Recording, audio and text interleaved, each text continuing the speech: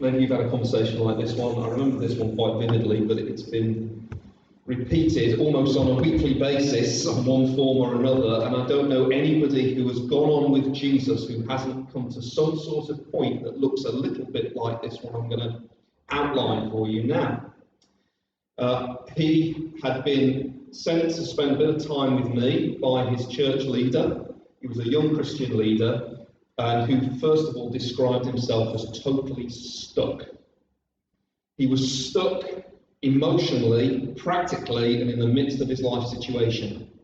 Now, this is somebody who's quite a high achiever, very good grades in school, got a place at one of the top-ranking universities. He had always been academically better than everybody else in his school, and in moments of honesty that he revealed to me, he said that in many ways that was his identity. His parents were high achieving. He got an older brother who himself had excelled, not just in school, but at university, and got on to nail an ideal job, and, outwardly looking anyway, he was on course to be married, settled down, and everything was winning. But this young man who was with me, that wasn't where he was. He had dropped out of university when he had been amongst people who, well, he was no longer the star, he was just average. He'd started to experiencing strange symptoms of stress and pressure. For somebody who loved books, loved concepts, loved to learn, he had lost the ability to read. It would almost be, he'd look at a page and have a mental block. And he had to drop out of university for that reason. He'd found himself in a church that loved on him and cared for him, and had offered him the opportunity to serve as a junior leader. That had started well, because at that church he had found a place and a connection with a young lady. But that was many months ago when he'd come to see me, and you can guess in advance what had happened to him in the preceding months. Not only had he found that he was struggling to do well as an aspiring Christian leader, that relationship had come to an end, and one of his long-term friendships had come to a functional end because the guy who he was sharing a flat with had moved out.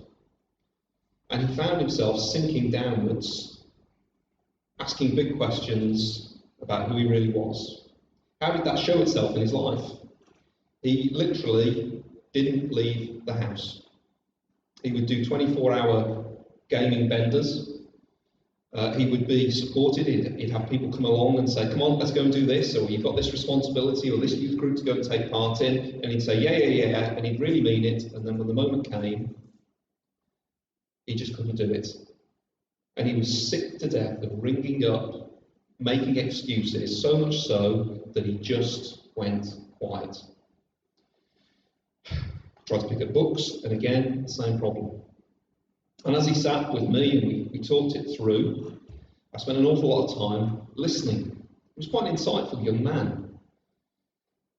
And I said, how do you make sense of this? And he says, I just don't know. What have you done about it? Everything I possibly can. What do you think is going to be the outcome of this? I just don't know. And as I'd spent quite a long time listening, I said, well, I would like to pray for you. And then it happened.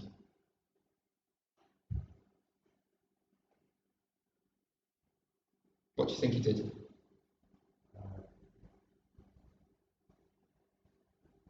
He looked at me and went,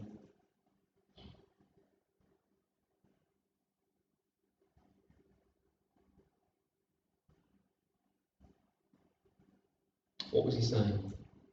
Oh, no words came out of his mouth. What was he saying? What was he saying? What did that reveal in that very moment? The seriousness of his plight, his expectations.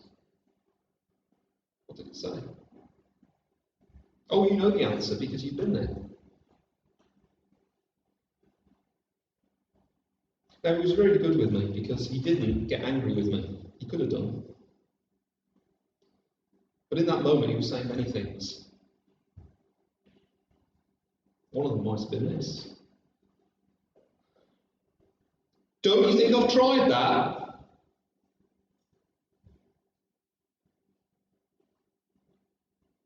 Is that the best you've got? He's not listening to me. So what's the point in trying now?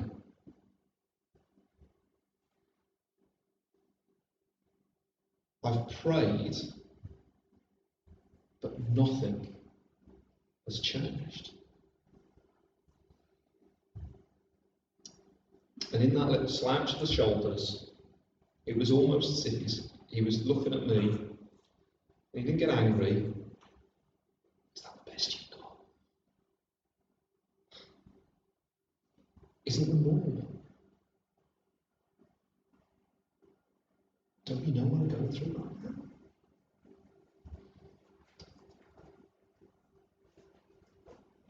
And the reason why this is such a key topic for us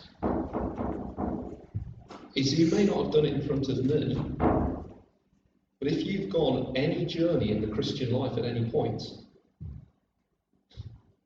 you've probably done something similar, haven't you? You've been at that point where things have been hurting, things have been hard. Either something that you have been pursuing and wanting that seems so tied up with your sense of your life is slipping away from you, or isn't coming into it, or something that is so precious, be it a loved one, be it a relationship, be it your health, be it the health of a loved one, is slipping away. Everything is falling apart. You cannot see the future. You're at that point where you said, Lord, I do love you, but if you're going to show up, now's the time to do it. And you prayed. And you prayed. And you prayed. And you prayed. You said, Lord, I'll do anything. Just change this. And a week goes by, and a month goes by, and a year goes by. I had a conversation with a pastor friend of mine who's been very, very honest at the time, some difficult circumstances that he was facing, that in my view were just stuff that was just coming at him, and this has been a trouble and a brewing that was going on for so long. And he just, in a moment of honesty, he just simply I asked him the questions. How is this long-term struggle and battle that doesn't seem like it's going to change and just feels like it's getting worse? How is that affecting you spiritually? And in this moment of honesty, he said to me, Steve, I never thought I would say this, but it's affecting my ability to pray about everything. Now, he wasn't saying that as if that was where he wanted to stay.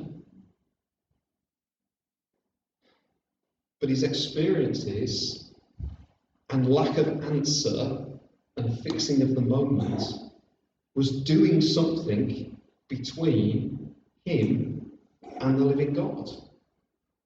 And he didn't like it. In fact, many of you have prayed on many occasions. You've poured out your soul, you've had dark nights of the soul. You've seen something that if that one little thing shifted just a little way, if I could understand, if I knew why, if I could see a better outcome, if there was a potential shift coming down the line, if I could just have a little bit of that, Lord, that would give me the oxygen I need to keep going, and then the heavens are like concrete. And he doesn't seem to be speaking back to you. And you get all the typical questions. Is he really there? Have I been fed fake news? Does he really care? Is it that there is something wrong with me? And then some well-meaning Christian comes along, let's call him the pastor, and has the audacity to say, let's go to the Lord. What do you want to do with that pastor in that moment? Oh yeah, don't think I don't know. Or maybe it's not the pastor. Maybe it's somebody in this church family who's come alongside and wants to walk with you in that.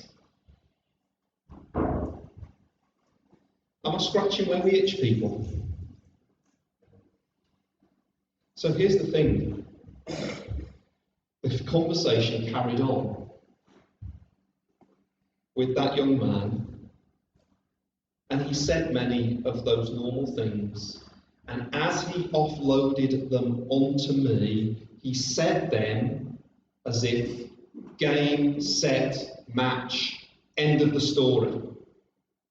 Because when somebody says, I prayed and nothing changed, what do you say back to them? You suddenly feel like, oh well, where do we go with this then? What do we do with it? Where do we go with it? It's the end of the story, it's the end of the line. It feels like the lowest moment. There's nothing left to be said. Let's go and have a drink.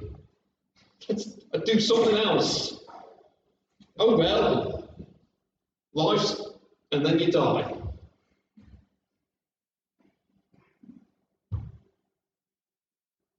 Can I tell you something that the Bible tells us?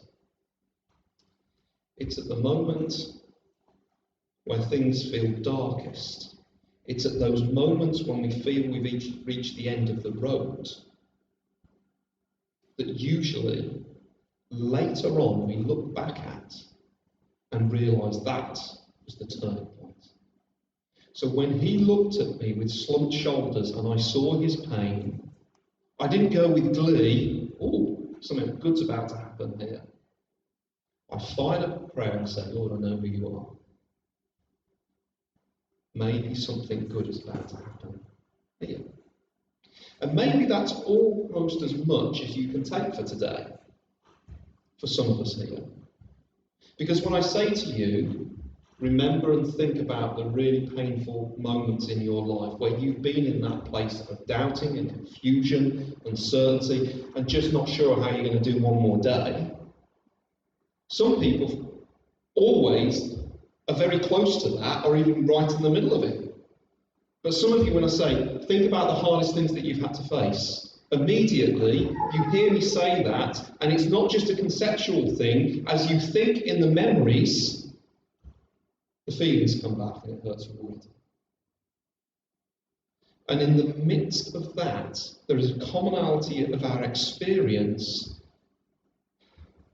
and an opportunity in the midst of it, which is to meet the Lord in the midst of our pain. There is something that you can do only in weakness and vulnerability and desperation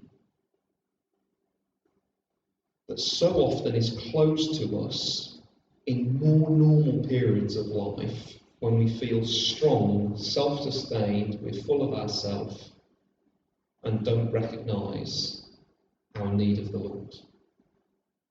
The Apostle Paul had an encounter like that. We're going to spend the remaining few minutes just glancing through this story, and then what we're going to do is spend several weeks unpacking some of the assumptions about who this living God is that would have the audacity to deal with us like this. And we're going to find some beautiful things. So look down with you again. And I want you to go back, let me give you the surrounding story that's going on. Paul is writing to a church in Corinth where they love the idea of strength. It's a cultural thing. Now let me just tell you a little bit about strength, by the way. Have you noticed how we are drawn to strength? What I mean by that, I'm not just talking about people who are stacked with muscles. The idea of strength, sustainable, responsible, overcomers, achievers. They were addicted to that in Greco-Roman culture in the first century, and so were the Jewish people. Show me somebody who is a winner, a succeeder, and I will be drawn to it. Can I just give you just a little bit of dating advice? When it comes to dating, do you go out and advertise your weaknesses? You go out and you flaunt and advertise your strengths. What are you interested in? And you list all these rather impressive seeming things. This is the strategy of the world. Let's go out the dating world. We are drawn and attracted to people's strengths, but get this, we make connections through sharing in weaknesses. I can tell you that out of a marriage. Jane and I were so good at deception that we managed to persuade one another that we got strengths. So we attracted. But it wasn't until you go through years of having your weaknesses exposed between one another and finding grace that you develop a connection. So here was a church that was obsessed with strengths, had no connection with one another, and were cut off from the ultimate connection, which was the connection to the living God. They were drawn to leaders who looked impressive, and if you read in the few previous chapters, there's these super apostles who are big with their strength of speaking. And these people who know and love the Lord Jesus, this component of being addicted to the idea of being strong, looking good, accomplished, and an overcomer, a winner in life, was drawing them in. And so they don't like the Apostle Paul because he boasts in his weaknesses. But we find ourselves, in fact, he does that. Let's just go to it. Look at chapter 11, verse 24. 5 times I received from the Jews the 40 lashes minus 1. 3 times I was beaten with rods. Once I was stoned. 3 times I was shipwrecked. I spent a night and a day in the open sea. I have been constantly on the move. Have been in danger from rivers, in danger from bandits, in danger from my own countrymen, in danger from Gentiles, in danger in the city, in danger in the country, in danger at sea, and in danger from false brothers. There's 8 different kinds of danger that nobody would want in their life. This guy has suffered.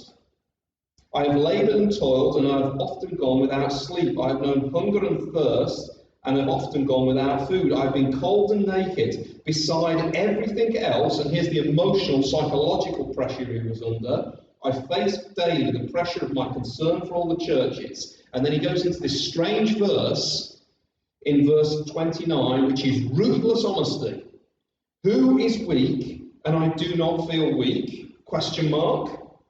Who is led into sin, and I do not inwardly burn? You see, the super apostles advertise themselves as life to the max, where they have arrived because they don't struggle with life.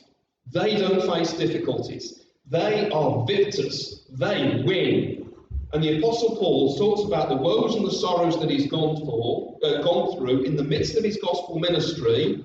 And he's honest enough with people like you and me to say, do you really think I don't battle with sin? Do you really think that I'm not tempted? Do you really think that I don't feel weak? But he doesn't stop there. If I must boast, I will boast of the things that show my weakness. Paul, what has got you to this point? Answer. 2 experiences that are hugely influential. One is incredibly ecstatic, one is incredibly horrible. And they come up at the start of chapter 12, where basically he talks about, and he feels so embarrassed of almost playing into the world's way of doing it, going, look how awesome I am. He speaks in the third person of a personal experience he had 14 years ago, which is pretty unique. It was for him, it wasn't for everybody else, it was for him as an apostle, which basically meant he got pulled up into spiritual reality, into the heavens, to be given a guided tour of certain elements by none other than the Lord Jesus Christ. Imagine having him as your tour guide in heaven. And he speaks about this monumental experience that he had, but he says, I won't boast in that. So why does he tell them that? Because of moving from an ecstatic experience of the ultimacy of Jesus Christ, a level of privilege that is phenomenal. What do you think the danger is in his soul that if you have that kind of experience of who Jesus is, what might that do in a sin-sick heart? What kind of posture might you have?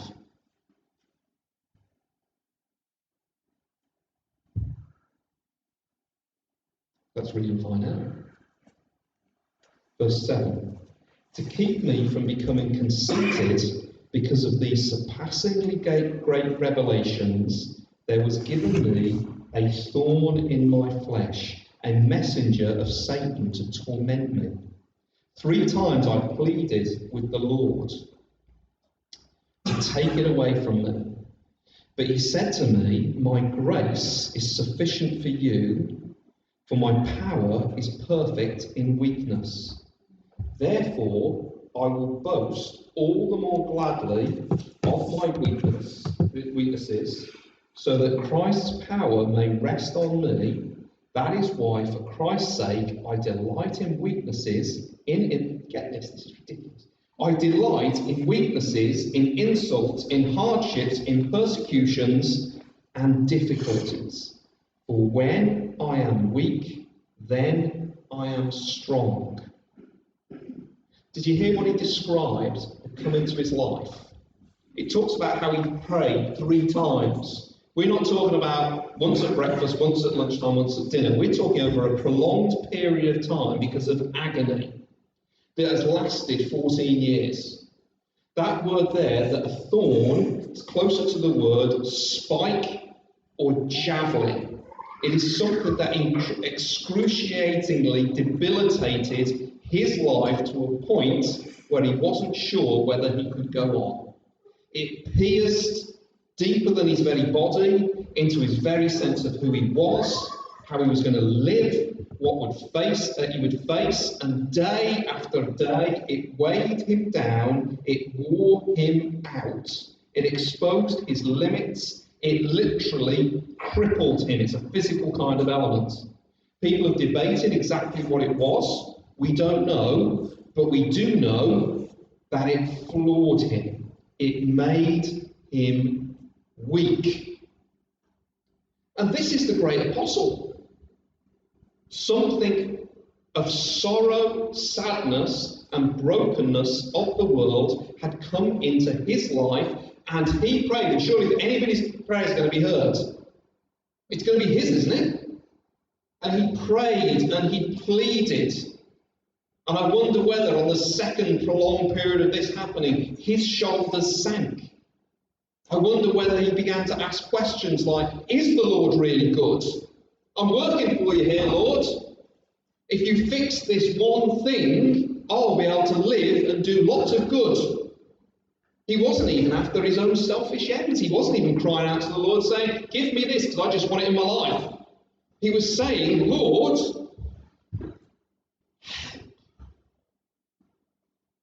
and we're going to see a few things as we move through these next few weeks. I just want to begin to flag them up for you.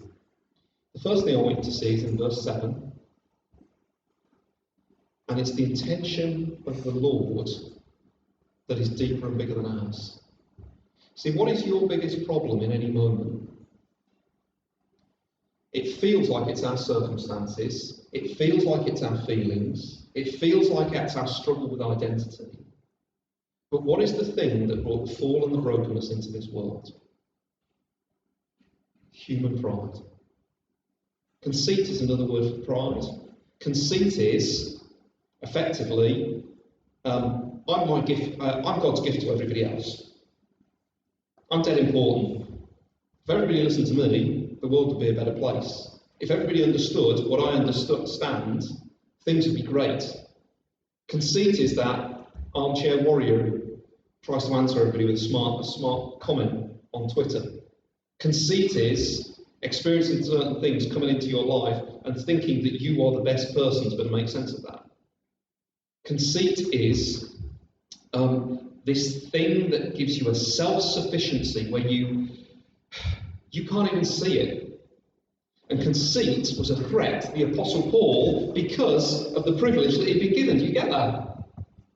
So, because of this sense of privilege, this prideful sense could be at work in his life, and if that is the one thing that cuts you off from the living God, we begin to see his purposes. What does verse 7 say? To keep me. The Lord wants to rescue us from ourselves, and we may think we know what that will look like, but he does for sure know what that looks like. The greatest enemy that anybody with a pulse has ever faced is not outside of them. It's a sin-sick, prideful and conceited heart. It ruins you spiritually. It makes you think you can see when you don't.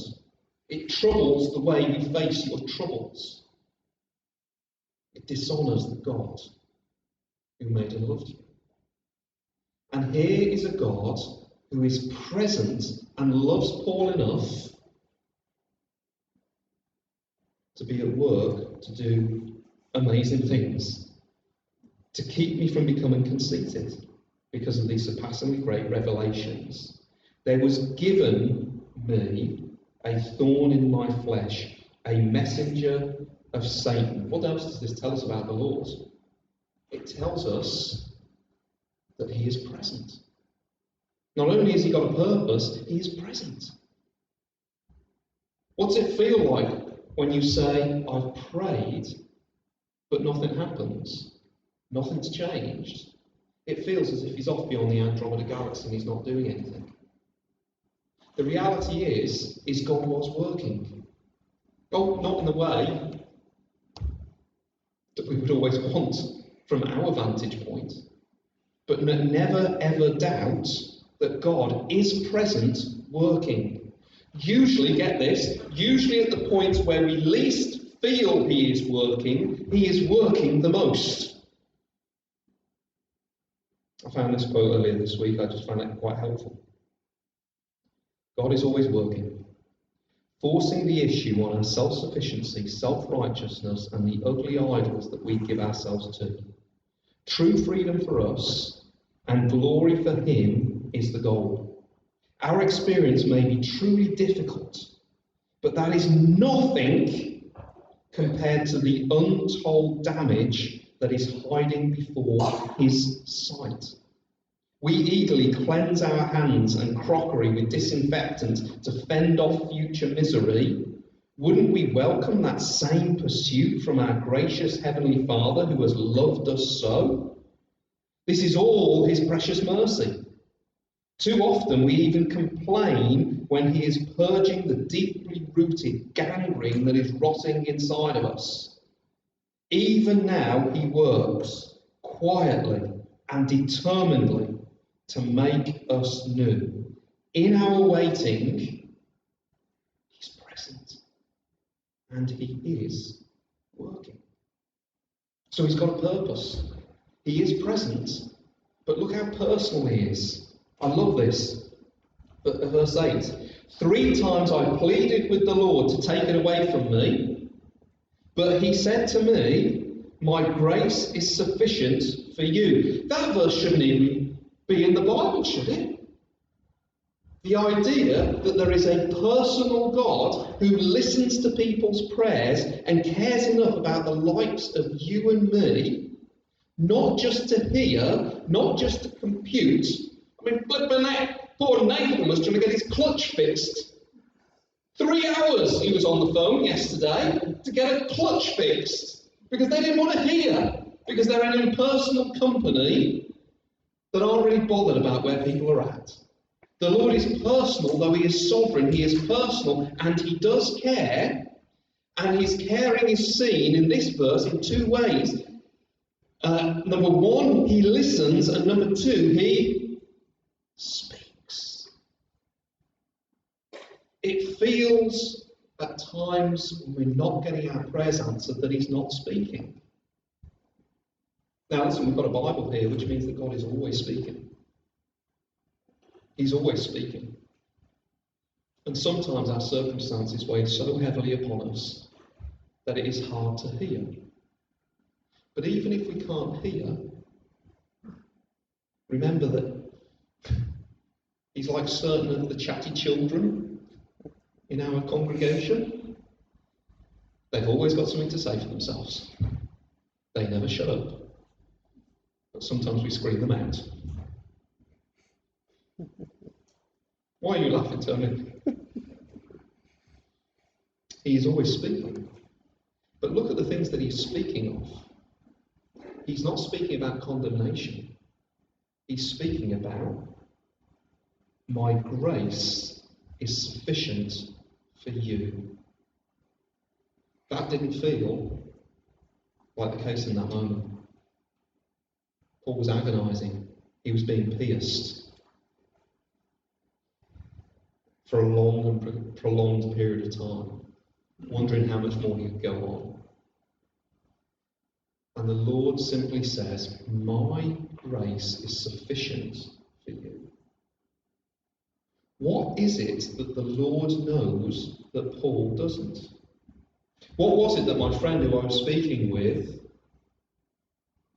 didn't know but thought he did, but the Lord knew? What is it about who the Lord is and the nature and the fullness and the wealth of his grace? So much of what we do as Christians is, as we face things coming at us, they prompt in us a moment and an opportunity to draw down, to remember, to lay hold of new things about who the Lord is. When the children of Israel were heading out into the wilderness, and Moses stood before them, speaking the words of the Lord, again and again, he says, remember this about the Lord, remember this about the Lord, remember this about the Lord, remember this about the Lord. Was he talking merely at this level? No. He says, you're going to go into a wilderness and an experience of difficulty, and the biggest temptation will be for you to forget, i.e., not live in the conscious awareness and presence that there is a God of grace who is present to you. And along comes the Lord, and he says to the Apostle Paul, my grace is sufficient. Not might be, it is. Would you live out of that? Would you wrestle for it? Not my grace is immediately going to remove the problem, or make you feel better, or make it easier, but my grace will give you what you need for today. Live one day at a time. For my power is made perfect in weakness. Oh, we're going to have a whole week on that. Therefore, says the apostle, I will boast all the more gladly about my weaknesses. Because when I am weak, then I am strong. It seems to me that we will get taken through in life a process whereby we experience sufferings, hardships, we do terrible things to ourselves and respond badly. We really do make a hash of it. And as we go through that, one of two things will happen. Number one, we will press into desperate conceit and pride, getting angry or redoubling our efforts to overcome, or we will come to a point of weakness where we're prepared to look for somebody who is stronger, bigger, know more of him and who he is. Walk more fully with the Lord. Which, by the way, when you became a Christian, wasn't that what you signed up for? The Lord Jesus Christ went through sufferings to bring a great future. Why would we think that it would be any less? Listen, here's the thing, let me illustrate it like this, okay? I love the promises of God, and they're massive. I love the promises of God. The promises of God is that I am known and loved, and my ultimate glory is found in who he is. I have been forgiven. He will never leave me nor forsake me. He is going to carry me and make me new. He is going to even use somebody like me for his purposes. So I love the promises, and what I want is the payoff. I want all of that right now, don't I? But we seem to realise or forget that on the way between the promises and the payoff is the process. And some of you are like, Lord! Well, some of you, okay, me. Lord, deliver me from the process. And the Lord looks back and he goes, the process is the point. So I want you to have the payoff both now, for the glory of my kingdom, even enjoying it in the midst of this life with the view of the one to come. What has happened to the Apostle Paul here, that he entered into a period And he uses that word really strongly.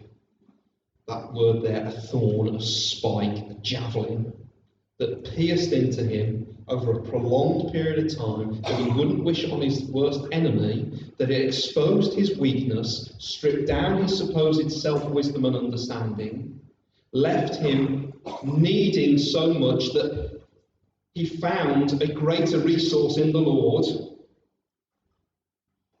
to a point where he could say, ridiculous, I delight in weaknesses, in insults, in hardships, in persecutions, in difficulties, for when I am weak, I am strong. So God makes a promise.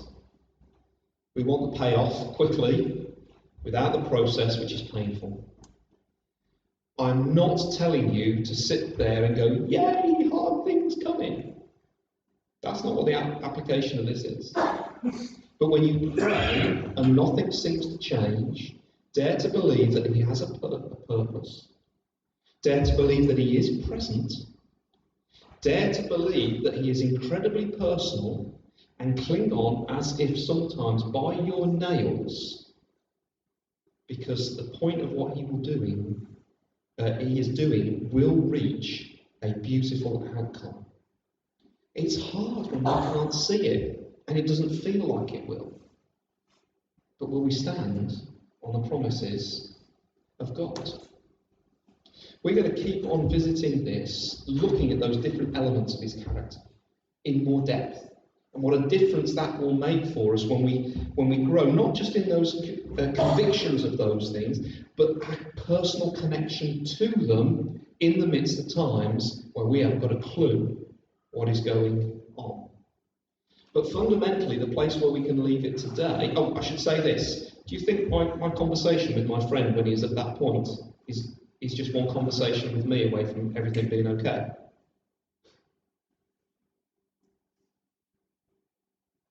Sometimes we're going through the process for a long time, and we need lots of little bits of access to these truths. That's why we're doing this over 7 weeks, 8 weeks. We're going to work through a process. Quite often in life, it could be 10 years. It could be 2 months.